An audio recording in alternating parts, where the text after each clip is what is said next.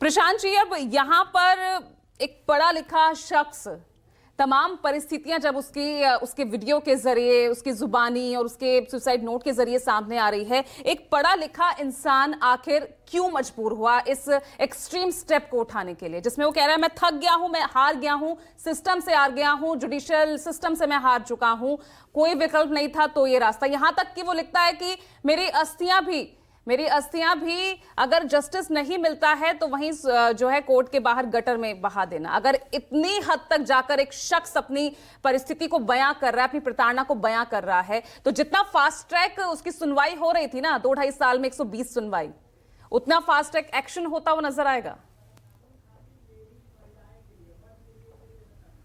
पूजा जी धन्यवाद। मुझे लगता है कि इसमें जो कुछ इम्प्रूवमेंट करनी है, पहले तो उसने 9 केसेस का जिक्र किया, उसमें से 7 केसेस लड़की वालों ने फाइल किए थे, 2 केसेस उसने फाइल किए थे एक्सपीडाइट करने के लिए।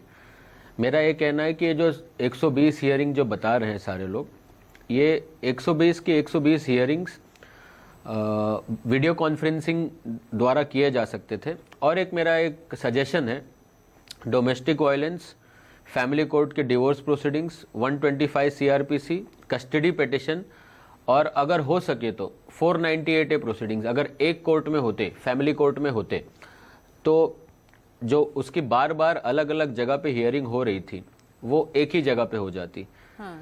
मेरा ये भी एक सजेशन है, जब भी ये डिस्कशन हो, ये जो एक्ट्स हैं वुमेन रिलेटेड, 1983 में 498A अमेंडमेंट आया, 2005 में डोमेस्टिक वायलेंस एक्ट लाया गया, 2021 का जो डेटा है एनसीआरबी का, 22,372 women have committed suicide, that is approximately 61 women commit suicide पर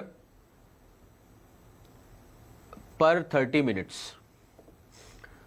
ओके, तो ये डेटा है। इसके बाद मेरा ये कहना है कि जैसे ही मैट्रिमोनियल डिस्प्यूट्स सामने आए तो एक साइकेट्रिस्ट या काउंसलर का होना ज़रूरी है।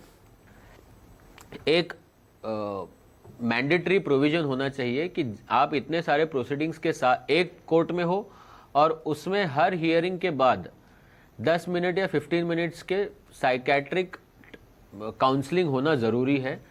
ये जो अतुल सुभाष का केस है उसमें specifically he was surely suffering from some psychiatric disorder, क्योंकि इतने सारे केसेस हैं, बट इन सारे केसेस का अंत सुसाइड नहीं हो सकता, किसी भी चीज का के अंत सुसाइड नहीं हो सकता। कोई आदमी अगर और क्योंकि अभी 2014 से अर्नेश कुमार की जजमेंट है जिसमें 498A केस में डायरेक्ट अरेस्ट नहीं होता।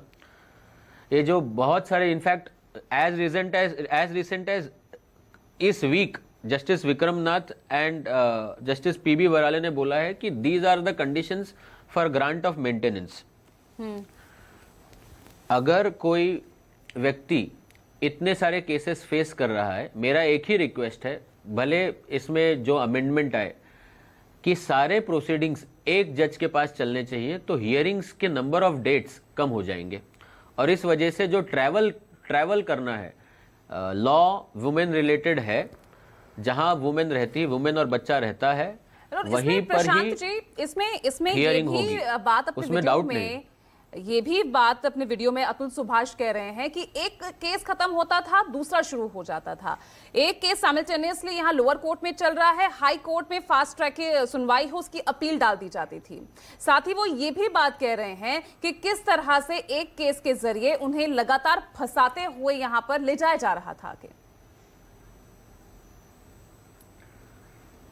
अब मेरा ये कहना है कि यही है कि अगर ये साइकेट्रिक ट्रेनिंग या काउंसलिंग उसे मिल जाती, कि किसी भी इस देश के नागरिक को अपना लीगल राइट मांगने की कोई रोक नहीं है। अगर कोई आदमी किसी चीज़ से प्रताड़ित है तो वो अपील कर सकता है। इस केस में मैं ना हस्बैंड को जानता हूँ ना वाइफ को जानता हूँ, बट मेरा ये कहना है जो 7 या 9 प्रोसीडिंग्स हुई थी, ये प्रोसीडिंग्स अगर एक कोर्ट में होती तो शायद वो इतना प्रताड़ित नहीं होता।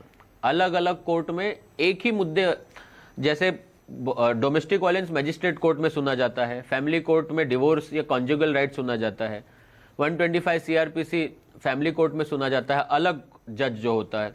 कस्टडी पिटीशन शायद तीसरे किसी जज के पास चला जाता है। 498A एक मैजिस्ट्रेट के पास क्रिमिनल कोर्ट में हियरिंग होती है।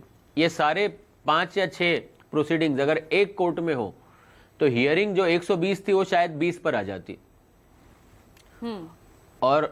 और एक सुप्रीम कोर्ट भी मेरा एक बार-बार सजेशन सावधानी है कि बरतने जब की भी अपील। डिस्कशन हो अभी जो इसके हालिया जो जजमेंट, अभी जो हालिया मंगलवार को ही एक मामले की सुनवाई हो रही थी, उसमें भी जज ने कहा है ये एक सर्वविदित तथ्य है और न्यायिक अनुभव से प्रमाणित भी है कि जब वैवाहिक कलह के कारण घरेलू विवाद उत्पन्न होते हैं तो अक्सर पति के परिवार के सभी सदस्यों को फंसाने की कोशिश की जाती है और ऐसे में अदालतों को विशेष सावधानी बरतनी चाहिए। और ऐसे स्टेटमेंट पहले भी कई बार आ चुकी है। हाँ, नहीं, ऐसे स्टेटमेंट्स आए हैं बहुत बार। हाँ। ऐसा देखा गया है कि जल्दी सेटलमेंट पाने के लिए बहुत घर वालों को, जो सेटलमेंट करवाने आता है, रिलेटिव्स को, दोस्तों को, सबको आरोपी बना दिया जाता है। बट इसीलिए एक बार कोई एफआईआर हो गई वो फाइनल नहीं है, अभी सजा नहीं सुनाई गई है। इसके पास, आपके पास प्रोविजन है, क्वॉशिंग पिटीशन डालिए हाईकोर्ट में, हाईकोर्ट सुनेंगे। बार बार सुप्रीम कोर्ट कह रहा है कि हाईकोर्ट सुने, हाईकोर्ट ये पॉइंट पे आए कि ओमनीबस एलिगेशन लगा के आप किसी को आरोपी नहीं बना सकते। एलिगेशंस लगाए जाएंगे। ये जो आपको बैकग्राउंड में देखना पड़ेगा कि ये 498A जब आया तब ये सफिशिएंट नहीं था, इसीलिए डोमेस्टिक वायलेंस एक्ट आया। किसी को एलिगेशन लगाना और उसको प्रूव करना, दोनों में बहुत अंतर है। इसीलिए क्वॉशिंग पिटीशन की प्रोविजन है। आपको लगता है कि हमारे अगेंस्ट अगर झूठा मुकदमा दर्ज कराया गया है, आप हाईकोर्ट जाइए, क्वॉशिंग पिटीशन में स्पेसिफिकली भजन लाल का जो केस है उसमें बताइए कि ये एलिगेशन हमारे अगेंस्ट नहीं हो सकते, हम उस समय नहीं थे। और इसी में से एक और बहुत ही बॉम्बे हाईकोर्ट है, जो हाईकोर्ट में है